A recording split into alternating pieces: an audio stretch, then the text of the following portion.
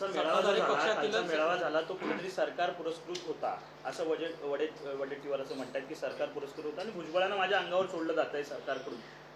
नाही, मला त्याची कल्पना नाही. कारण मी म्हणजे वडेट्टीवार काय म्हणतायत किंवा त्यांच्या पार्टी भुजबळ साहेब काय म्हणतात तो त्या दोघांनीच एकमेकांच्या बाबतीमध्ये हा प्रश्न विचारला. सरकारवरती गंभीर आरोप करतायत. ते बोलतात की ओबीसी आणि मराठामध्ये भांडण लावायचं काम महायुती सरकारच करतंय असं वडेट्टीवार म्हणतात.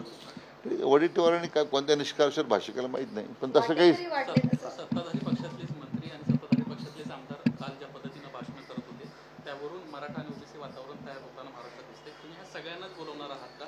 एकटे भुजबळ नाही तर गोपीचंद पडळकर असतील किंवा लक्ष्मण हाके त्यांना स्पष्टपणे म्हटलं हा जी आरच चुकीचा आहे, चौथी नापास माणूस आहे तो सांगतो आणि याच्यावर अध्यक्ष जी आर काढतायत आणि तो कुठेतरी महाराष्ट्रामध्ये लागू केला जातो. तो जी आरच चुकीचा आहे, त्याची होळी झाली पाहिजे. असं आहे की जरांगे पाटलांनी अतिशय प्रामाणिकपणे हे आंदोलन जे चालवलं आहे, जी भूमिका त्यांनी मांडली, वेळोवेळी समाजाच्या प्रश्नाकरता त्यांनी जो संघर्ष केला, निस्वार्थपणे त्यांनी हे सगळं आंदोलन उभं केलं आहे. आता त्यांच्या मागण्यांचा ज्यावेळी विचार करतो आपण, ते काही त्या समाजाच्या मागण्यासंदर्भात ज्यावेळी विचार होतो, मी म्हटल्याप्रमाणे तो कायद्याच्या चौकटीत बसूनच विचार झाला ना. न्यायमूर्ती शिंदे समिती नेमली गेली, त्यांनी त्याच्यात पुष्कळ काम केलं आहे आणि त्या कायद्याच्या चौकटीत बसून ते आपण काम करतो आहे. उलट तुम्ही चौथी शिकले वगैरे हा तुम्ही बोलून खरं म्हणजे तुम्ही त्यांचा अवमान करताय आणि कोणाच्या शिक्षणाबद्दल बोलू नाही ना.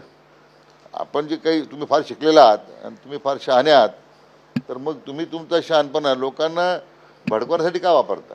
तुम्ही वास्तविक याच्यातून काही लोकांना प्रक्षोभ भाषणं करून एक स्वतःची प्रसिद्धी करण्याचा काही हव्यास निर्माण झाला महाराष्ट्रामध्ये दुर्दैवानं. पण त्याला हे कळतं त्यांना की आपण ह्या आपल्या हव्यासामुळं समाजामध्ये तेढ निर्माण करतो आहे, जी कधीच नाही आहे. मी म्हटल्याप्रमाणे आम्ही सगळे सण जे साजरे करतो आहे, उत्सव साजरे करतो आहे, दीपावली आता साजरी करतो आहे, ती अशी काही करतो का आपण? ओबीसी समाजाची वेगळी दिवाळी आहे, मराठा समाजाची काही वेगळी दिवाळी आहे. यांची दिवाळी साजरी करायची पुढाऱ्यांना, म्हणून हे सगळे वादुभे केलेले आहेत, बाकी काही नाही आहे. भुजबळ असं म्हणतात की जे वारंवार जरांगेंना जाऊन भेटतायत त्यांना सोडणार नाही, असा एक धमकी इशारा त्यांनी दिला भुजबळांनी, असंही म्हटलंय भाषणात. नाही, असं आहे की जरांगे पाटलांना भेटण्यामध्ये त्यांना का आक्षेप मला कळत नाही. शेवटी ज्यावेळी जरांगे कार्यवाही सुरू होते आणि कार्यवाहीमध्ये विलंब लागतो, काही अजूनही त्यांच्या बाजूने आमच्यावर आक्षेप आहे जरांगे पाटलांचे की दाखले मिळत नाही, समय नाही आहे, माझ्या स्वतःच्या गावात समिती नेमलेली नाही आहे, अशा पद्धतीने. तर त्याच्या कुठेतरी आमच्या बाजूने आम्ही काय कार्यवाही करतो आम्ही सांगण्याचा प्रयत्न करतो आहे. त्यामुळं त्यांना भेटणं काही वावगं नाही आहे. आता मला वाटतं कोण कोणाला भेटते याची जर चर्चा करायला लागलो तर फार पुढे जाईल ती. परंतु मला वाटतं आपण एक मर्यादित मुद्दा आपण विचार करतो आहे.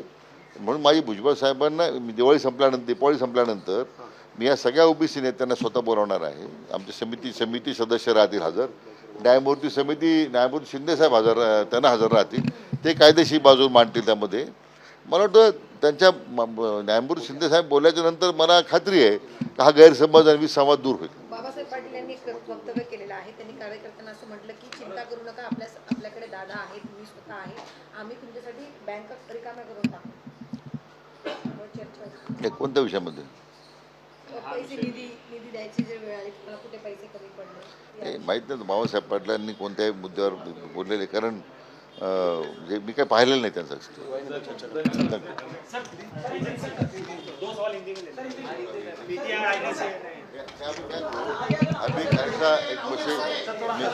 अभी ऐसा एक मशीन निकालना चाहिए जो अभी AI में है ना, चार्ट पे आया है कि जब बोलते हैं हम तो ऑटोमेटिकली हिंदी होना, मराठी हिंदी होना चाहिए.